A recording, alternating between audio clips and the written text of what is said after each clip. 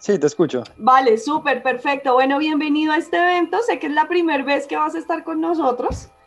Nos vas a Sí, estar sí. acompañando el día de hoy y nos parece súper bueno porque va a ser otra experiencia que nos vas a contar. Va ya desde tu punto de vista, cómo ha sido este proceso, cómo ha sido este paso a paso. Y antes de que empecemos, quiero que te presentes. Cuéntale a las personas que están conectadas cómo te llamas, qué profesión tienes, de qué universidad eres graduado acá en Colombia. Pues básicamente no es muy diferente la historia porque la vivimos juntos, mi esposa y yo, ¿no? Pues Uh -huh, es muy parecida.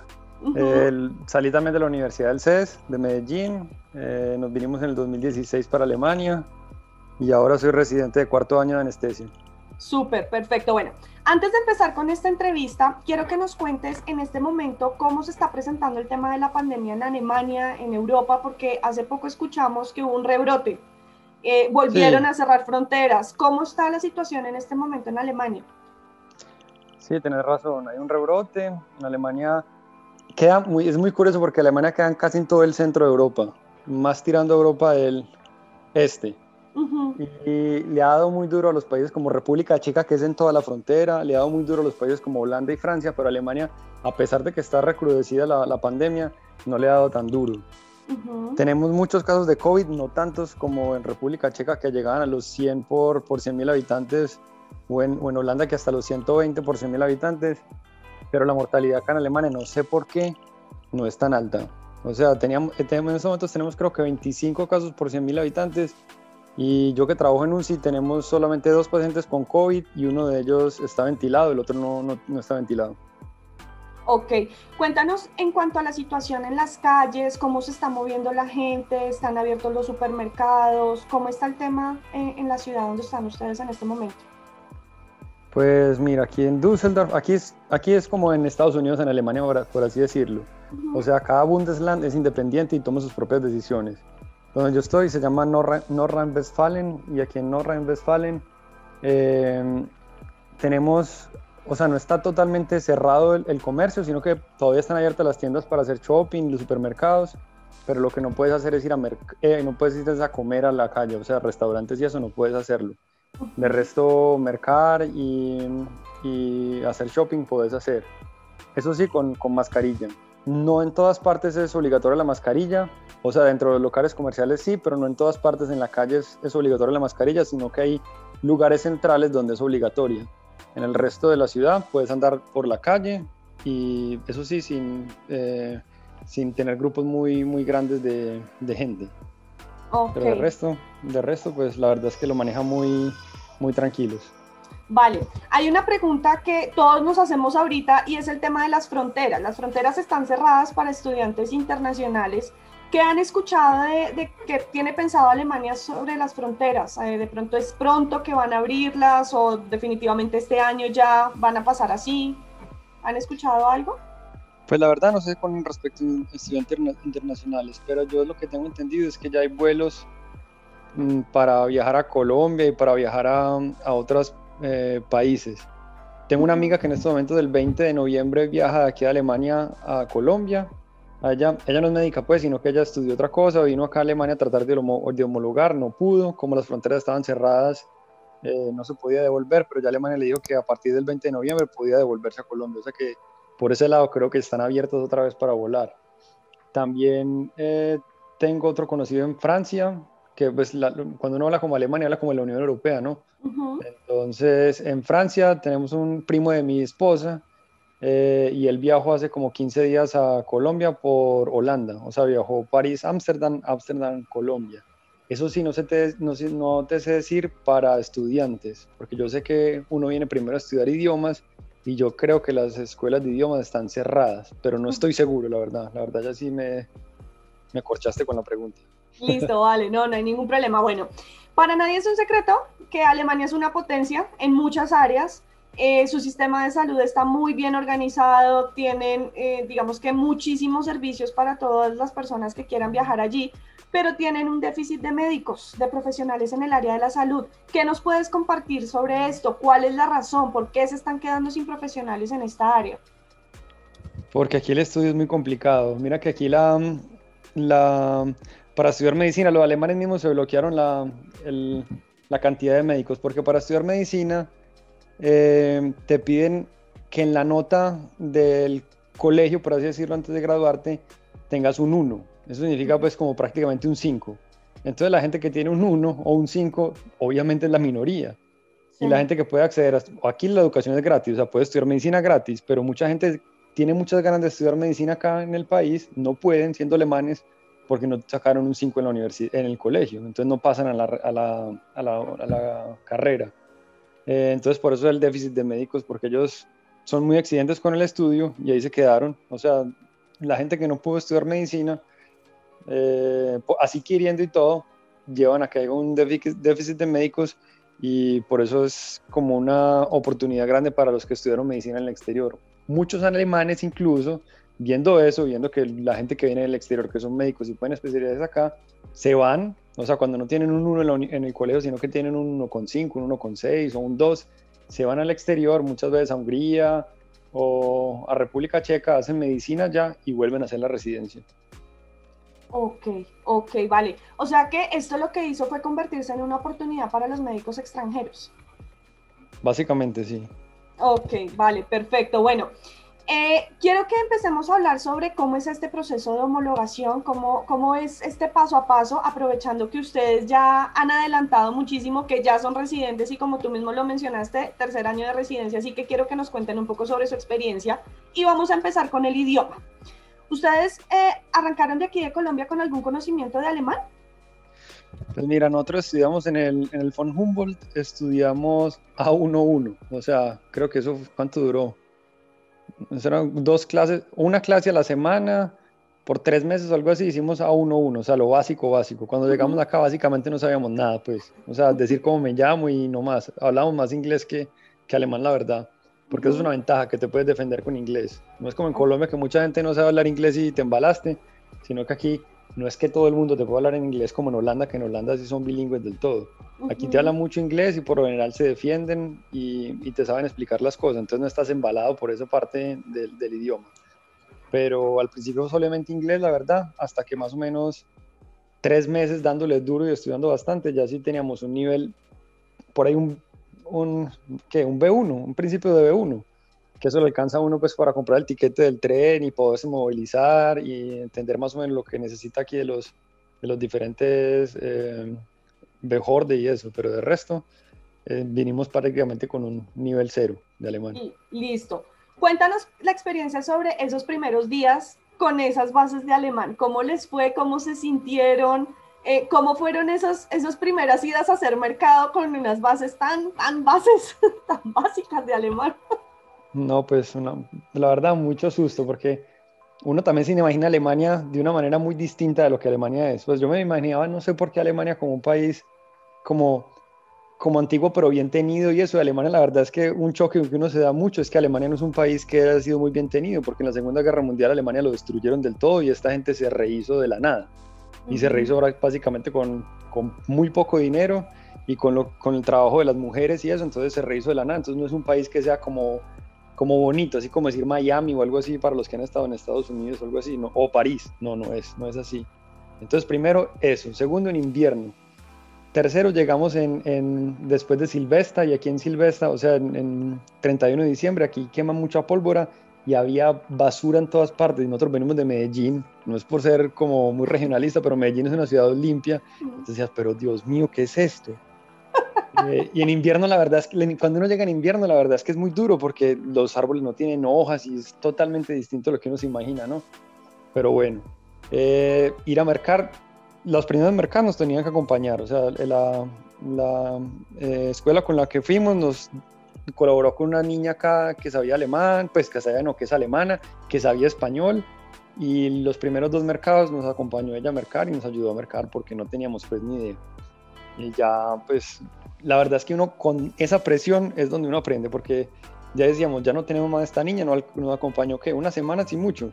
Y ya dijimos, no, tenemos que aprender así, a comprar la leche, a comprar el pan y a aprender a coger el tren, porque la verdad es que como uno tampoco tiene esa cultura de tren, de bus y todo eso, que es una cultura que está demasiado, ¿cómo se dice eso? Arraigada, se puede decir.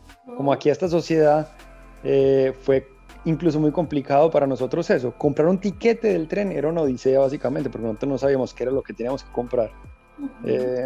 Pero como te digo, 2, 3 meses ya nos adaptamos y estudiando bastante y estudiando en la escuela de idiomas, pues logramos avanzar mucho en el idioma, que nos alcanzaba para las necesidades básicas, incluso para conversar un poquito.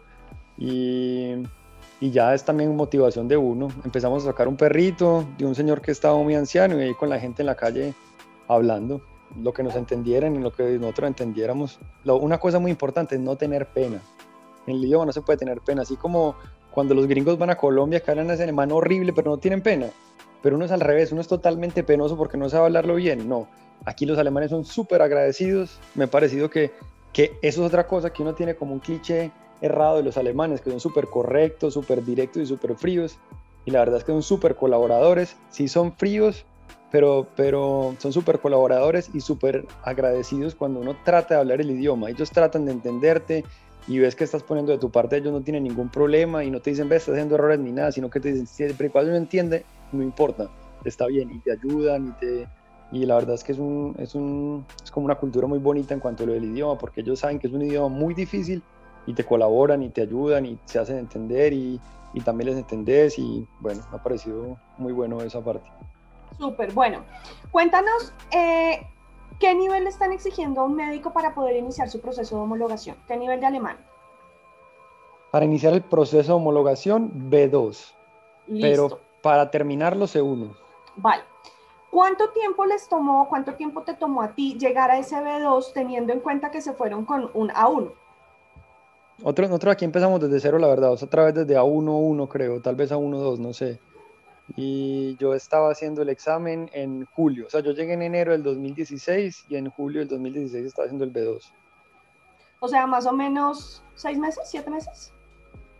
Sí, 6 meses y medio. Yo estudié, la verdad, hasta mayo nomás en el curso. Terminé B2-1 y ya de ahí me puse a estudiar solo. Solo Ok. porque el examen es como más de preparación, de escuchar y eso. Y cuando sigues en el curso, de pronto hay gente que tiene otro nivel, entonces son más lentos o más rápidos. Entonces yo dije, no, me tengo que poner a estudiar solo, porque yo sí venía súper enfocado. La verdad veníamos como con la plata justa y no queríamos molestar a los papás. Entonces, como para lograrlo rápido, lo hice así. Entonces, yo hice hasta mayo y de ahí estudié de mayo a junio y me inscribí al curso, al examen y lo tuve en julio. Sí. En julio, listo. Certificaste tu B2 y a partir de ese momento arranca tu proceso de homologación. ¿Cuál fue el siguiente paso de ese proceso? La verdad, yo no empecé de una vez la homologación, sino que hice un curso de alemán médico. Porque aquí en Düsseldorf, bueno, la verdad es que ya en casi todas partes de Alemania, te piden antes de empezar el proceso de homologación que tengas un Zusage, o sea, que tengas como una oferta laboral de algún hospital. Pero ahí fue como un círculo vicioso, porque en los hospitales te decían, ¿usted tiene aprobación o tiene un Berufserlaubnis? Entonces, no, no. Y entonces, ¿cómo te vamos a dar una oferta laboral? Yo, pues, por eso, y tampoco puedo meter los papeles porque no tengo una oferta laboral. Entonces, aquí en Düsseldorf había conseguido una oferta laboral en un hospital que la verdad queda como a 40 kilómetros de Düsseldorf. No es Düsseldorf, sino una ciudad que se llama Kamp-Lintfort. Pero o sea, para mí era fácil porque yo decía, a mí no me importa, yo empiezo medicina interna o anestesia. Yo quería hacer anestesia, pues, pero digo, empiezo lo que sea y me paso para anestesia después. Pero mi esposa sí decía, yo quiero solo cirugía. Entonces ella no consiguió la oferta laboral ahí. Entonces dijimos, no, esto es un curso de medicina, es un curso alemán médico y nos metemos con una empresa que busca trabajo en cualquier parte de Alemania. Y ya cuando hicimos el curso de alemán médico, conseguimos una empresa que nos buscó trabajo, nos consiguió en el Alemania siempre me confundo, norte, sur, este, en Alemania del Este, donde era pues la Alemania comunista, nos consiguió un trabajo allá, fuimos a la entrevista de trabajo, les gustó mucho y nos dieron la oferta laboral. Ya con la oferta laboral metimos los papeles en Sachsen-Anhalt para poder hacer el examen. Ok. Cuéntanos un poco sobre ese primer examen. Estamos hablando ya del examen de terminología médica. ¿Cómo está estructurado ese examen? ¿En qué consiste? ¿Cuánto dura? Profundízanos un poco más en ese examen. Ese examen también depende mucho del Bundesland donde cada uno lo haga, ¿cierto? Porque aquí en Alemania, como te digo, cada Bundesland es independiente y lo hace distinto. Te cuento cómo fue el mío. Fue un examen que, o sea, el examen constaba de 3 partes. Una parte que era una anamnesis de una paciente, del paciente, todos eran médicos, entonces la misma que hacía de paciente era también médica. Entonces te llega con una patología y te tienes que hacer toda la anamnesis en alemán y todo. La mía fue una paciente con una trombosis venosa profunda y te tocaba decirle pues qué le iban a hacer, porque ella también te pregunta, y, ay doctor, ¿usted qué cree que tengo? Pero obviamente en terminología de pacientes tienes que hablar. Entonces, ¿usted qué cree que tengo y qué me van a hacer? Entonces, más o menos le explicabas qué le iban a hacer y qué es eso. Y ahí, yo soy muy cosquillosa, algún problema con eso, entonces ya te tocaba aclararle cómo era el procedimiento, que no había ningún problema ni nada de eso. Y detrás del consultorio había como un espejo grande, que no era un espejo, sino una cabina donde estaban los otros médicos detrás, escuchando cómo hacías la anamnesis, viendo cómo hacías todo eso, cómo hacer como si estuvieras pues en la policía o algo así, como en la cárcel, más o menos así era. Eh, Después de esa parte pasa uno a la parte escrita, que es como ya escribir el Arztbrief del paciente, o sea, como la carta médica del paciente, escribir las sintomatologías, ordenar exámenes que le mandarías a la paciente. O sea, si te llega una trombosis venosa profunda, entonces, ¿qué le vas a mandar? Si le vas a mandar un dedimer, si le vas a mandar entonces una ecografía de miembros inferiores y todo lo que le quieras hacer para descartarle pues ya no puedo hablar casi bien términos médicos en español. Bueno, para poder tu sospecha diagnóstica, para poder confirmarla o descartarla, ¿cierto? Ahí mismo te llegan unos exámenes de laboratorio de la paciente que los tienes que revisar y también te llaman del laboratorio. Lo raro pues de la llamada al laboratorio es que te llaman y te dan datos de una paciente equivocada. Entonces tú pues tienes que estar muy atento que te dieron datos de una paciente equivocada y tienes que decir, ah, no, pero la paciente mía es tal, y a ver si te dan los datos pues, de esa paciente. Entonces te dan ya todos los datos de la paciente tuya también y te piden el favor de que esos datos de la paciente equivocada, que si los puedes por favor dar al OARS también, porque es una paciente pues del piso o algo así. Entonces están los datos y ya escribes toda la carta médica, la anamnesis y todo eso. Luego pasas a una parte de un video.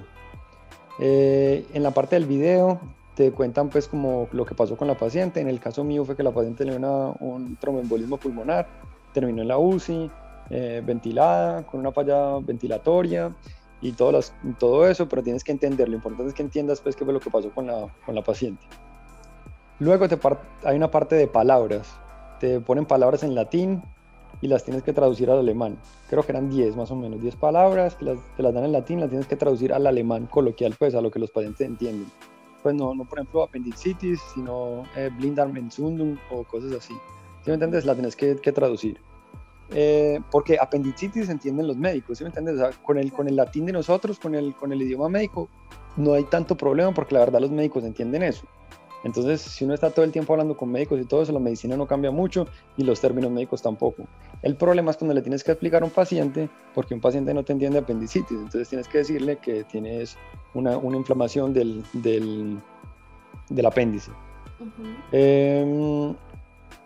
Luego, creo que era ya, luego de esa parte sí ya te toca esperar afuera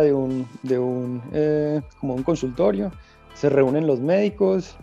Y ya pasas. En el caso mío había un radiólogo, un médico internista y no sé la que era la actriz, pues la que hizo de paciente que residencia tenía. Pero entonces ya pasas y te toca presentar el paciente, hacer el Vorstellung del paciente. Entonces lo haces normal, te preguntan qué paciente tenías, todo, lo haces normal. A nosotros nos preguntaron cosas de medicina, pero cosas de medicina muy básicas, pues, que con qué él lo manejaría, pues, la trombosis venosa profunda, que cuánto tiempo le darías de warfarina y qué otro medicamento le pondría antes de la warfarina. Cosas, la verdad, que un médico de Colombia, pues, no es complicado, la verdad, yo no creo. Y ya después, ellos mismos te vuelven a pedir que salgan, califican el examen, te vuelven a llamar y te dicen si pasaste la prueba o no. Y ya si la pasaste, te dan una cosa que llama un Beruf Erlaubnis, que ya con eso puedes trabajar y ganar normal como un residente, la verdad. Vale, entonces, ya digamos que con ese examen se podría decir que el título está homologado de manera parcial, no Mm, total.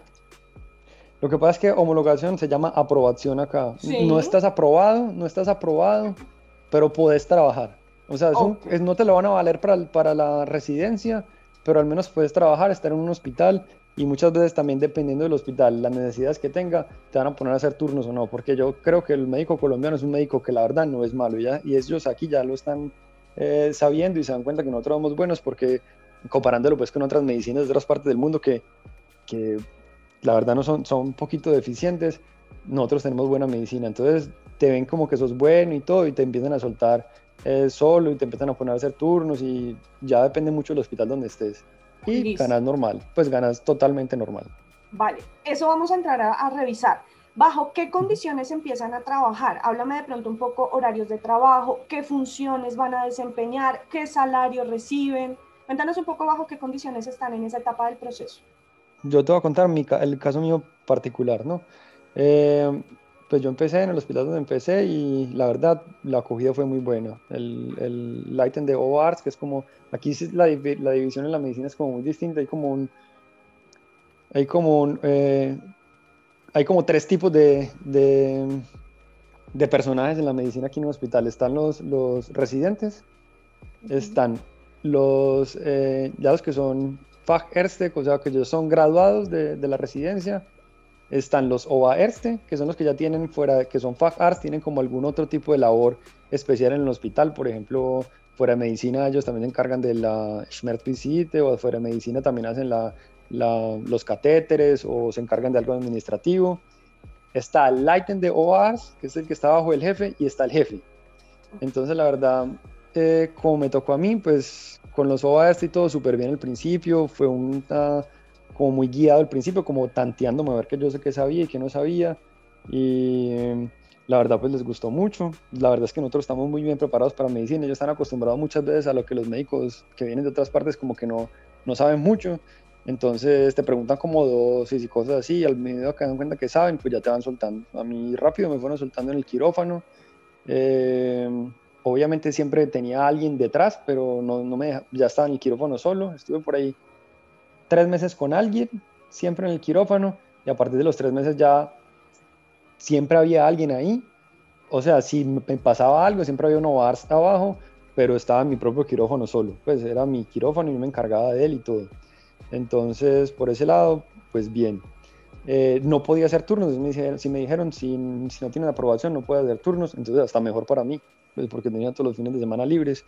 Entonces lo bueno de cuando uno no tiene aprobación, sino solamente el Bureau Laumnis, solamente está en el hospital.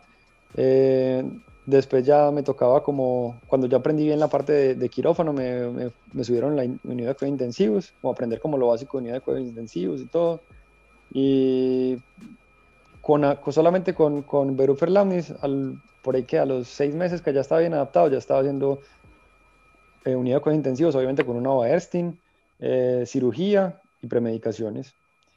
Y eso fue más o menos, nosotros duramos con Verufer Lamnis creo que un año estuvimos así, y apenas gané la aprobación de una hacer turnos, porque ya me tenían bien preparado, entonces ya de una vez hacer turnos. Listo. Pregunta, en esa etapa del proceso, ¿de cuánto es el salario de un médico? En esa etapa del proceso, aquí el salario se llaman estufe, como por escalones. Ujú. Entonces, un médico total acabado de empezar, gana bruto, entonces yo pienso más o menos, bruto se gana uno por ahí 4.000 euros, 3.800, 4.000 euros, bruto. Pero aquí en Ujú. Alemania se paga mucho impuestos. De ahí te quedan aproximadamente 2.700 euros en el primer año, sin turnos. Cinturón. Aquí Ok. los turnos los pagan por aparte y los pagan muy Ujú. bien. Ok, o sea que en ese primer año ese era tu salario. ¿Ese primer año te lo tuvieron en cuenta como primer año de residencia? Eh, sí, a mí sí me lo tuvieron en cuenta, a mi esposa también, porque el jefe de nosotros, pues el jefe sobre todo de mi esposa, llamó directamente a la Cámara de Médicos y dijo pues que Alexandra era muy, muy buena, pues que había hecho todo, que desde el principio lo soltaron y todo, y nos colaboraron. No se debe, pues, pero sí lo tuvieron en cuenta. O sea, que los dos tuvieron esa ventaja de que ahí empezaron como residentes como tal, de primer año. Sí. Listo. Pasó esa etapa del proceso y empezaron a prepararse para el último examen, que era el de conocimientos médicos para recibir la aprobación. Cuéntame un poquito sobre ese examen, estructura, qué preguntan, cómo está hecho, cómo está diseñado ese examen. La estructura es más o menos similar al primero, la estructura, pero este ya no es un examen enfocado al idioma, sino un examen enfocado a la medicina. O sea, medicina totalmente normal, o sea, es un examen de medicina. También es como de suerte quien te toque de evaluador, porque a mí me tocó, por ejemplo, un médico internista, un hematoncólogo, un cirujano general, un cirujano vascular y un radiólogo. Entonces, eso te lo dicen como 14 o 15 días antes del examen. ¿Quiénes son tus evaluadores? Si no estoy mal, o tal vez un poquito más, tal vez un mes. ¿Quiénes son los evaluadores? Porque obviamente, aunque ellos pueden preguntar de todo, no te van a preguntar de pediatría, pues porque no saben pediatría. Pero si estás de malas, bueno, no sé quién le gusta la pediatría a los que no están escuchando, pero si estás de malas y te toca el pediatra, pues te toca volver a estudiar medicina para niños, que eso no tiene nada que ver con la medicina de adultos. Entonces, es de suerte. Me tocó un hematoncólogo, que tampoco es fácil, pues, entonces ya me tocó como enfocar un poquito el examen en la parte de hematoncología, a la parte de radiología y a la parte de cirugía. Entonces el examen también consta como de 3 o 4 partes. La primera parte, pues yo me acuerdo porque... Eso pasó la primera, ya añitos.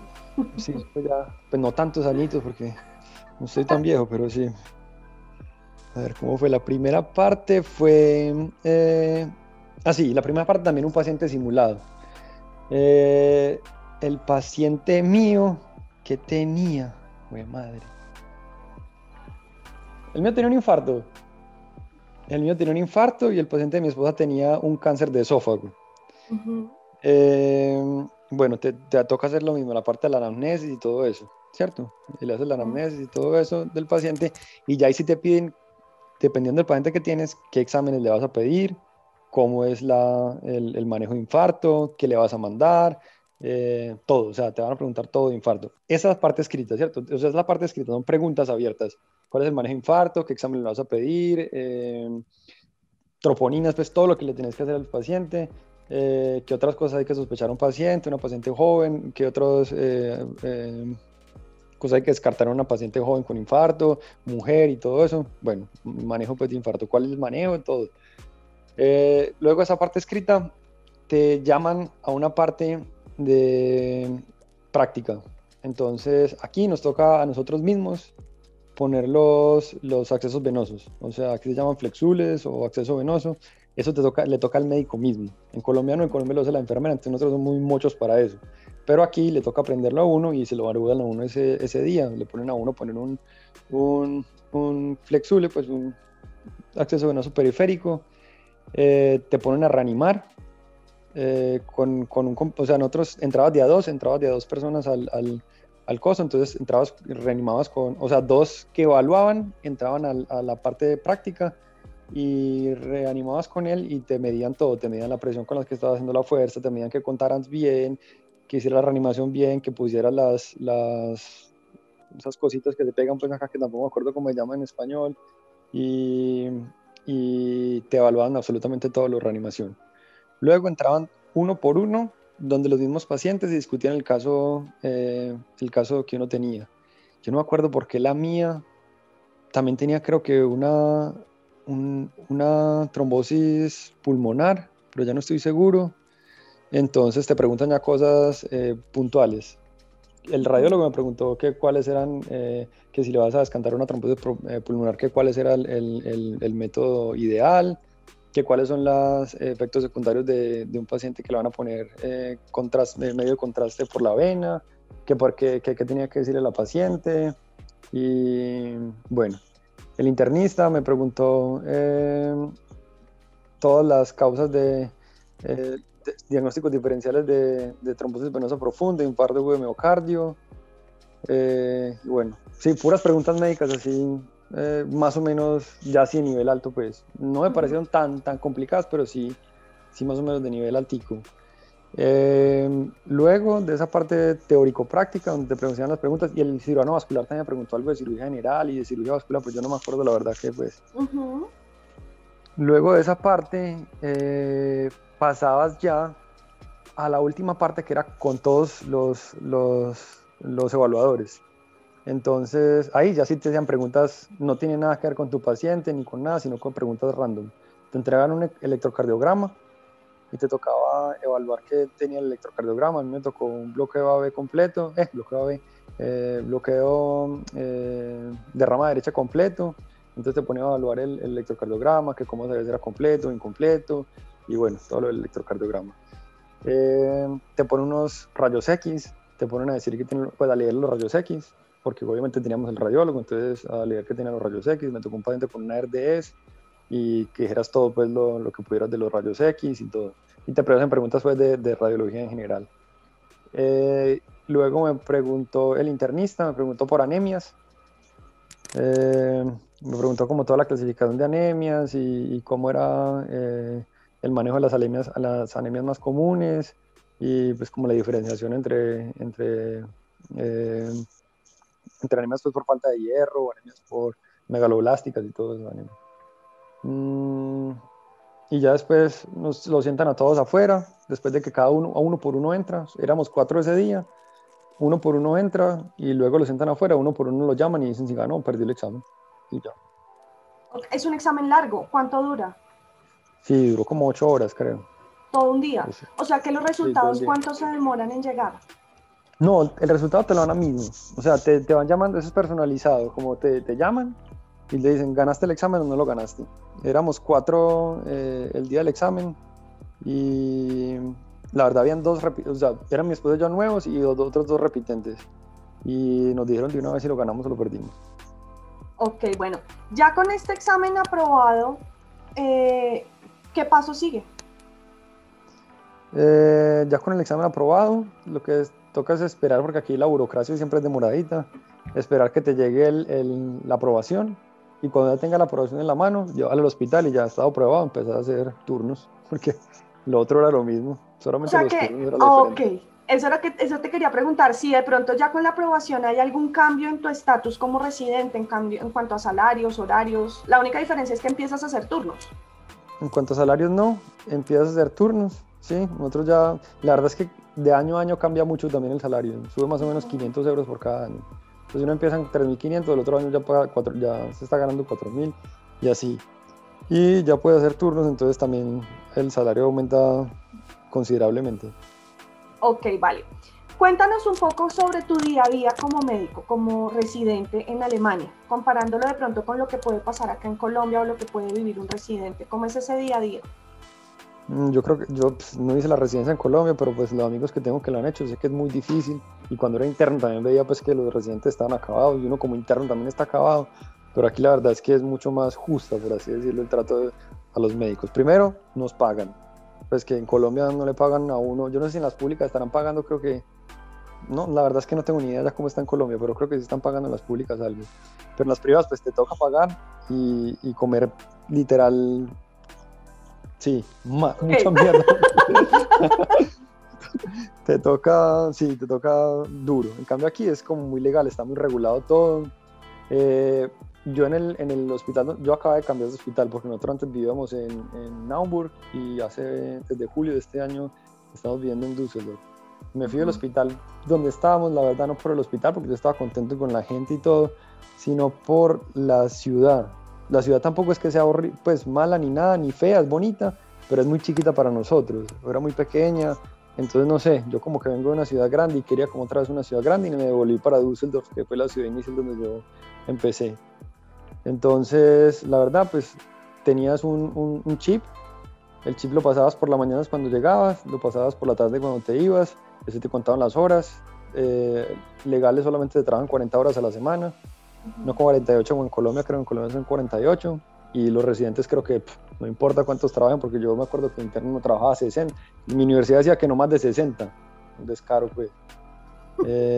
Trabajas 40, es la verdad, trabajas 40 horas semanales, y en las 40 horas semanales, si te pasas, porque obviamente hay días en los que te vas a tener que pasar, porque tu cirugía, pues tu sala de operaciones duró más y todo, pasas el chip por la tarde y 2 horas te las dan en tiempo libre después o te las pagan. Dentro de las mismas horas, de las 40 horas, están también los seminarios. Eso depende mucho del hospital, si hacen seminarios o no. En el hospital de nosotros, donde estábamos, hacíamos seminarios, la verdad. Eh, pero no son como extras. No, que eso es estudio, entonces no te lo pagamos. No, si te quedabas más tarde por un seminario, igual eran horas extras, las podías pasar y te las pagaban. Entonces, incluso hay gente que se llevaba, no, que yo tengo que preparar seminario, porque aquí eran mucho de hacer como exposiciones. Yo tengo que preparar seminario, entonces le pedían al jefe tiempo libre del trabajo y se iban para la pieza a trabajar los seminarios, preparan el seminario, porque ellos decían, es que en la casa es mi tiempo libre, no tengo por qué estudiar en mi casa, yo trabajo en el trabajo, entonces lo hacían así. Yo no lo hacía porque uno viene como mal acostumbrado de Colombia, que uno tiene que hacer todo en la casa y eso.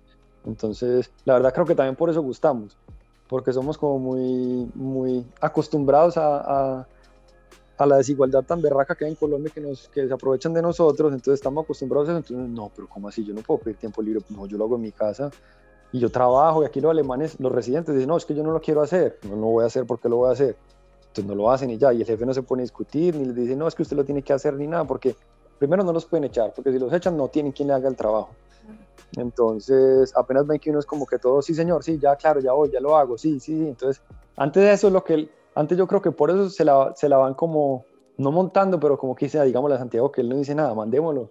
Entonces como que lo van sobrecargando un poquito a uno, para lo que los alemanes es sobrecargar, pues, porque la verdad en Colombia esto es un paseo, pues, para Colombia, por así, no paseo en cuanto académico, pero sí paseo en cuanto a calidad de vida. Súper. Cuéntanos, y quiero que lo hablemos de las diferencias en cuanto a temas de costos, porque bueno, quiero que me digas tú cuánto vale hacer anestesiología acá en Colombia. No sé en promedio, porque yo sé que eso depende, pero más o menos, cuando tú empezaste a averiguar cuánto podría costar.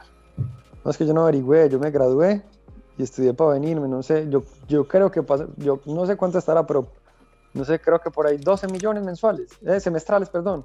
¿Y son cuántos años? Anestesia en Colombia son 3. O sea que estaríamos hablando más o menos como de 40, 50 millones. No sé. ¿40? Aproximadamente. Sí, bueno, por ahí, no sé. Listo. ¿Cuánto vale en Alemania? No, Alemania no vale nada. Es gratis. Es gratis, sí. Listo. Cuando un médico acá en Colombia quiere empezar a hacer su residencia, bueno, se presentan N cantidad de médicos y están peleando por cuántos cupos. Es que me estás corchando porque yo no sé, yo creo que en mi universidad aceptaban 5 para anestesia y se presentaban, ¿qué? 200, 300, sí, no sé. Un montón, y solamente habían esa cantidad. En Alemania, por ejemplo, una clínica o un hospital, ¿cuántos cupos puede ofrecer, ejemplo, en anestesia? Cuando ya no es anestesiólogo, ¿cómo me lo preguntas? Sí, cuando vas a aplicar a hacer tu residencia, ¿cuántos cupos pueden ofrecer ellos? Sí. Aquí en Alemania, estás pensando en Colombia. No, aquí en Alemania.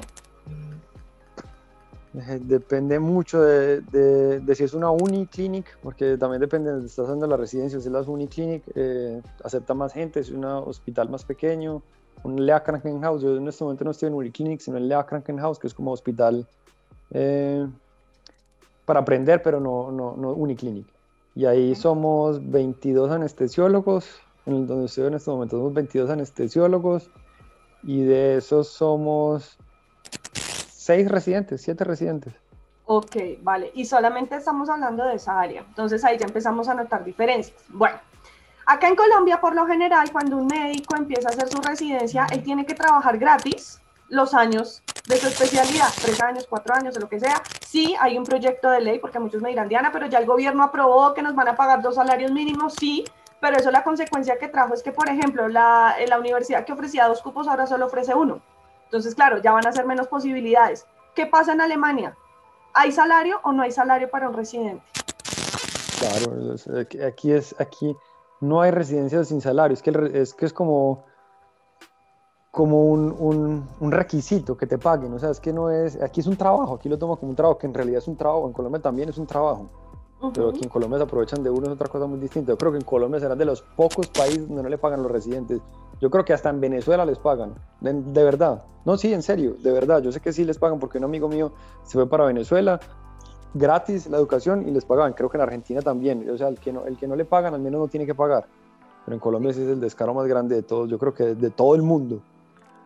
Vale, eso era lo que quería llegar. Bueno, me dices ahorita, al principio, que estás en tercer año de residencia. ¿Cuánto dura tu especialidad en Alemania? 5 años. Yo estoy en cuarto año. Perdón, estás en cuarto año. Ok. Cuéntanos sobre quién titula y cómo es para titularse como especialista en Alemania. ¿Qué examen debes presentar? ¿Quién te va a titular? Eh, Aquí te titula la Cámara de Médicos y tienes que hacer un examen de residencia. No es como en Colombia que terminas de la universidad y ya eso sí es como una ventaja de Colombia, que terminas sin examen ni nada y listo. Aquí se toca hacer un examen frente a la Cámara de Médicos. O sea, te toca volver a estudiar todo desde el principio hasta el final y lo mismo. Yo creo que es un examen parecido a los que ya hemos hecho. Te preguntan ya, pero dirigido a anestesia. O sea, el examen pasado era de cualquier cosa, ya este es un examen de anestesia nomás. Vale. Una vez a ti te titulan como especialista, ¿tus condiciones laborales cambian? Me refiero a salario. Un poquito, pero el residente de último año gana por ahí 400 euros menos que el Fajars de primer año, pero el Fajars ya cuando sea de primer año empieza a subir, puedo seguir subiendo más escalafones. Entonces al final, cuando ya unos Fajars, ya por ahí, si no se quedó solamente en Fajars, si no se volvió Bart o algo así, sí nota mucho la diferencia al final. Al principio no tanto, pero por ahí 2 o 3 años sí nota bastante la diferencia. Ok, En vale, cuanto a sueldo. perfecto. ¿Qué pasaría si tú, no sé, en un futuro muy lejano, y bueno, yo sé que ustedes ya están haciendo una vida en Alemania, pero qué pasa si ustedes quieren regresar a Colombia? ¿Se puede homologar esa especialidad acá para que puedan ejercer? ¿Conoces de pronto el proceso? Yo conozco gente que sí la ha homologado, que salen de Alemania sin problema, pero creo que últimamente, yo no he averiguado más, creo que últimamente están poniendo más problema para la homologación y creo que toca hacer otro examen en Colombia también. Fue lo que me contó el papá de mi esposa, que el papá de mi esposa también es anestesiólogo y me contó que están pidiendo examen en Colombia también para homologarlo. Pero yo no creo que sea un problema, porque pues si aquí ya existe el examen de Alemania, pues al menos te vas fresquito y lo haces en Colombia y listo. Pues yo creo que no. Y en el idioma de uno, que al fin y al cabo alemán es alemán, ¿no? Sí, totalmente cierto. Vale, perfecto. Bueno, quiero ahora preguntarte acerca del destino. Cuéntanos cómo es la cultura, cómo es el sistema de transporte, la alimentación. Cuéntanos un poco sobre Alemania como tal. Mm, Como te dije al principio, Alemania ya me ha aprendido a gustar y ya lo veo bonito, pero ellos tienen como unos gustos muy distintos a los latinos, totalmente distintos. O sea, uno es como de yo puede que hiera los sentimientos de alguien o algo, pero yo creo que los latinos somos más superficiales y los alemanes son más desinteresados, por así decirlo. O sea, aquí desde el jefe hasta el más joven, o desde el enfermero hasta el más rico del hospital, se va en bicicleta o en bus o en metro. Aquí casi nadie utiliza, por ejemplo, el carro. Eh, la ciudad como tal tiene sus partes bonitas y ahora la están poniendo cada vez, obviamente se está poniendo más linda. Hacen como cosas más nuevas, modifican o remodelan partes que obviamente después de la guerra, que lo hicieron sin mucha plata, no estaban tan bonitas, las ponen más bonitas. Las partes que quedaron destruidas, como iglesias y todo eso, que eran monumentos, por ejemplo, de la UNESCO y eso, los están otra vez volviendo a hacer, remodelando. Hay mucha obra por muchas partes. Otra cosa que lo sorprende a uno, porque casi todo lo están volviendo a hacer. Creo que Alemania de aquí a 5 o 10 años va a tener mucha parte reconstruida otra vez. Porque ellos lo que hicieron antes, después de la Segunda Guerra Mundial, no fue reconstruir, sino hacer edificios como pudieran y todo, y las cosas, monumentos, se los dejaron así, más o menos caídos, pero ya están reconstruyendo demasiado, y yo creo que eso va a cambiar bastante, y está cambiando. Yo lo noto también, que en Düsseldorf, por ejemplo, donde vivimos, cuando llegamos es muy distinto a como está ahora. O sea, antes, por ejemplo, el metro iba por la calle, y ahora como tienen modo, lo pusieron por debajo del un subterráneo, pues. En el centro están haciendo unas obras muy bonitas. A los alemanes les gustan mucho los parques, les gusta mucho el tiempo libre, les gustan mucho los deportes. Entonces eh, lo que más invierten ellos es como en parques, para que la gente vaya, se siente, juegue y eso. Y en cuanto a la parte de comida, yo soy 100% paisa, me sigue gustando la comida paisa y aquí comemos paisa en la casa, pues porque los alemanes sí son muy simples para la comida, lo que comen demasiada papa, papa para todo es papa, papa, papa y mucha carne de cerdo. Yo la verdad soy muy malo para la carne de cerdo. Me la como pues, no tengo problema, pero me gusta más la carne de res. También hacen muchas cosas vegetarianas, porque la verdad es que aquí sí veo mucha gente que es muy vegetariana y muy vegana. Eso con respecto a la comida. Con respecto al transporte, como te digo, o sea, usan mucho la bicicleta, usan mucho el transporte público. Y el alemán como tal es una persona sencilla, o sea, vestidos en la calle y eso, no diferenciarse del jefe o el enfermero. Tampoco se descuidan tanto su apariencia personal como los latinos. Eso sí me parece un punto bueno de los latinos, porque aquí los alemanes de veces pues sí, huele maluquito y eso, no todos, no generalizo pues, pero sí, no se cuidan tanto su apariencia personal, pero hace parte como de la esencia de ellos, la esencia de ellos es así, tranquilos, relajados. Vale, perfecto, súper. Ustedes ya hicieron familia. Allá en Alemania sé que viajaron ustedes dos, pero tuvieron una bebé hace poco. Y quiero que nos cuentes sobre los beneficios que trae hacer familia en Alemania. ¿Qué beneficios va a tener tu hija en tema educativo? ¿Qué beneficios tienen ustedes en tema de impuestos? Esa es otra gran diferencia con Colombia, porque por ejemplo, desde que 3 meses o 4 meses antes de que mi hija naciera, que nació ahorita en julio, eh, mi esposa tenía ya libre desde el hospital. Eso en el caso de ella porque tenía contracciones antes de término, pues antes de que hubiera el trabajo de parto. Pero normalmente le dan a uno desde creo que 6 semanas antes o 2 meses antes ya está libre del trabajo, ya no tienes que ir a trabajar más. Y tenés luego hasta un año, o si quieres alargarlo hasta 2 años de licencia de maternidad. En esa licencia de maternidad es paga, pero no al 100%. O sea, te pagan el 70% del salario sin superar los 1.800 euros de, de básico. O sea, si superas los 1.800 euros, ya ahí sí no te van a dar más. O sea, lo que le redan a mi esposa de licencia de maternidad son 1.800 euros, pero en Colombia, pues yo creo que, no sé cuánto estarán dando en Colombia, pero bueno, un año entero. Un año entero le dan 1.800 euros por estar aquí en la casa cuidando del niño. Fuera de eso, por la bebé nos pagan 200, more 200 euros. 200 euros mensuales. Y aquí, cuando la bebé ya pueda ir al estudio y todo eso, va a ser gratis. El colegio es gratis, la educación es gratis, la universidad es gratis. Un sistema educativo muy distinto, que ya uno tiene que mirar si le beneficia o no. Porque como te digo, desde muy chiquito lo separan. Te separan desde que tenés 6, 7 años. Dicen, no, es que este niño es medio bobito, pues no medio bobito, pero no es tan inteligente como los otros. No va para un colegio donde después puede hacer una universidad, sino que va para un colegio donde después puede hacer solamente una técnica. Entonces, gratis, pero tenés el riesgo ese de que de pronto, con 6 años uno que va a saber si de pronto cuando tenga 10 va a ser Claro. brillante. Muchas veces pereza y eso, pero los separan desde chiquitos. Ok, Los ese es separan como el aquí. pero que tienen ellos en su sistema educativo. Exactamente. Ok, vale. Ella nace, o bueno, ella nació en Alemania, ¿ella ya tiene ciudadanía o cómo es el tema de la ciudadanía para ellos? Tampoco. Aquí hay muchos países donde uno nace, es ciudadano, como Estados Unidos o España, incluso creo que si naciste en España es español o americano.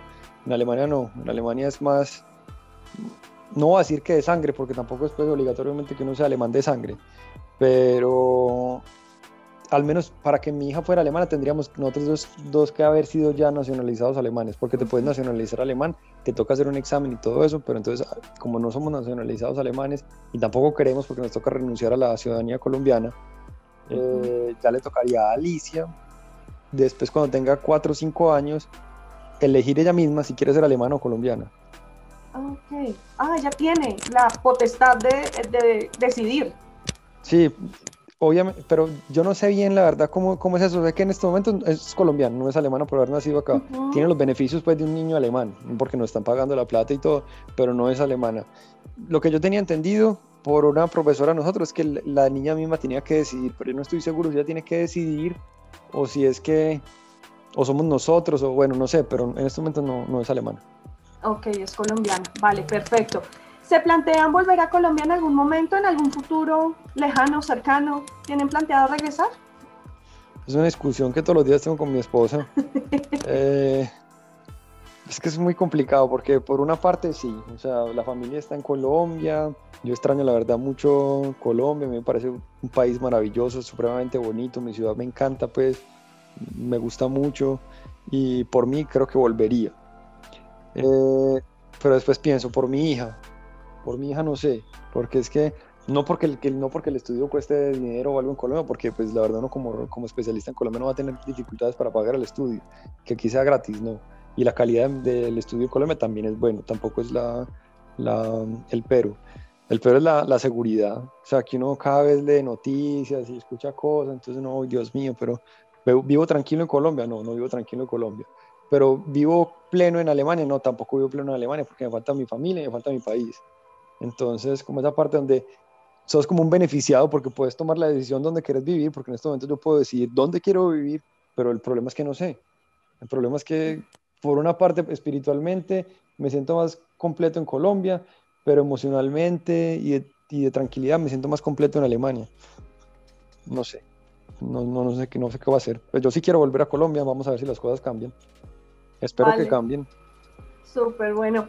Santiago, muchísimas gracias por este espacio, por darnos toda esta información. Sé que ha sido información muy valiosa para las personas que están conectadas, contarnos sobre la experiencia de ambos y pues animarse a todos a que puedan tomar esta decisión, a que den ese primer paso, porque creo que la conclusión de este evento, de esta conversación contigo, es que la llave para poder abrir esa puerta con Alemania es el idioma.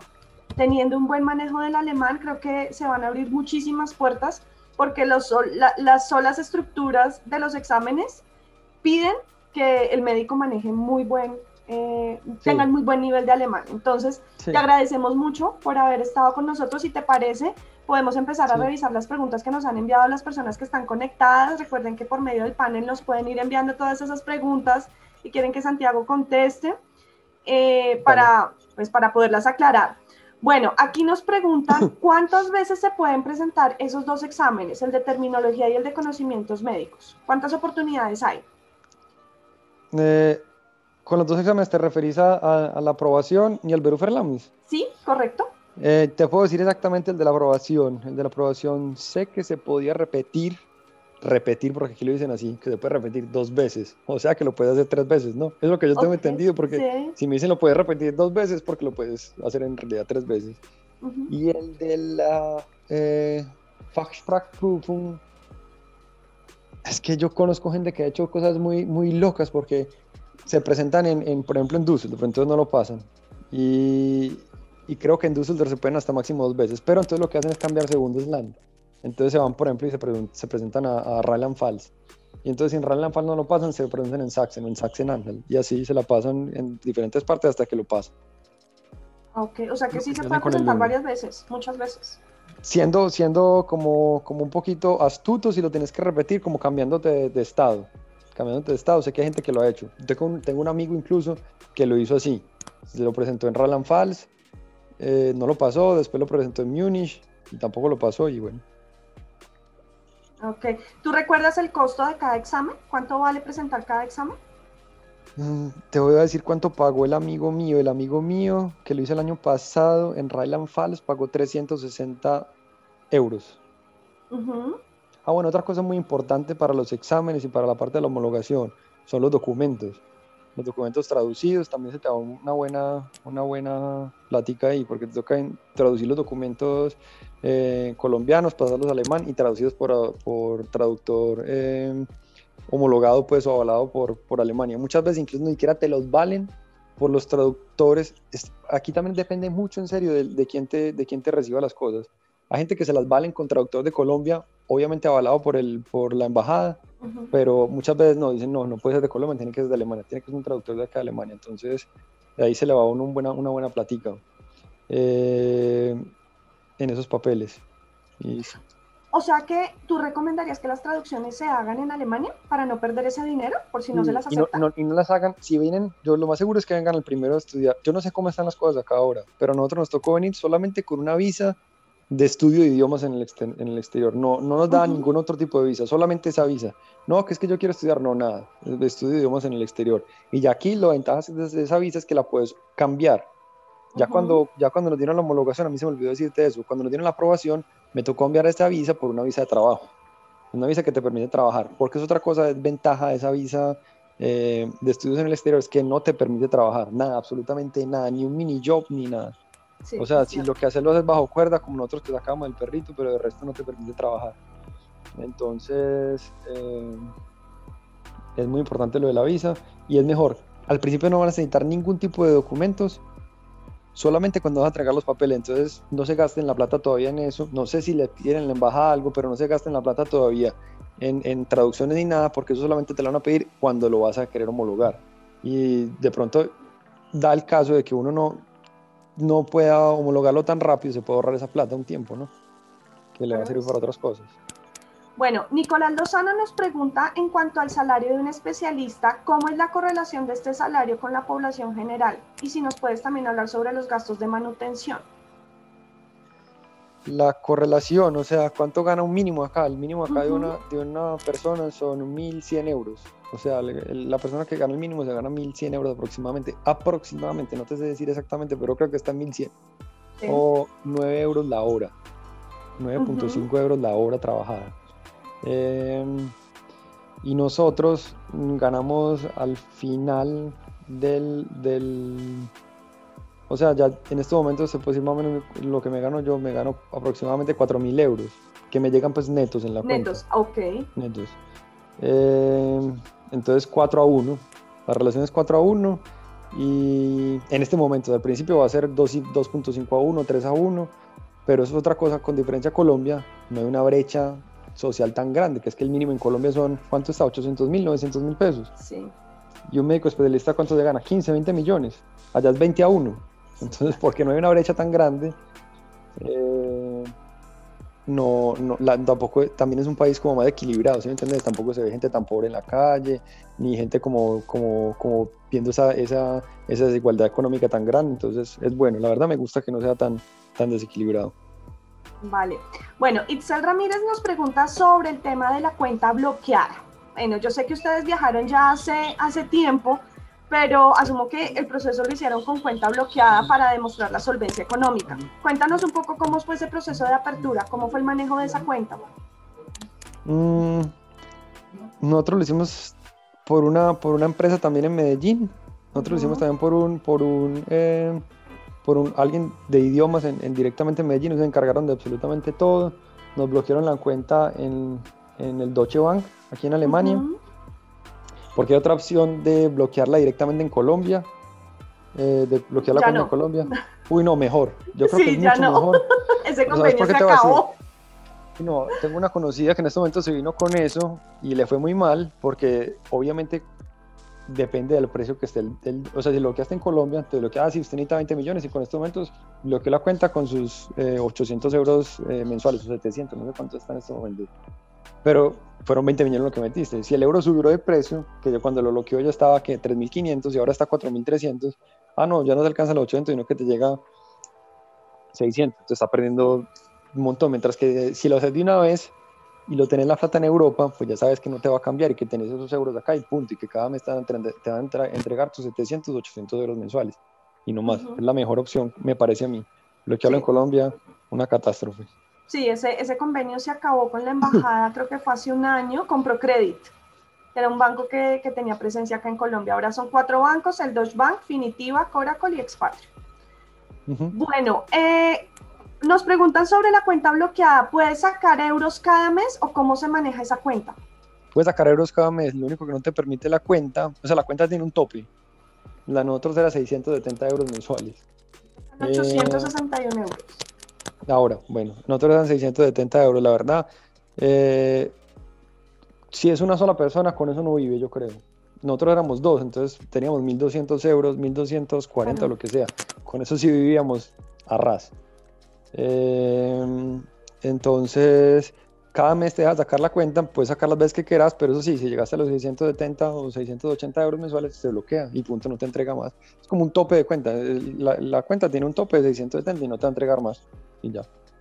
cierto.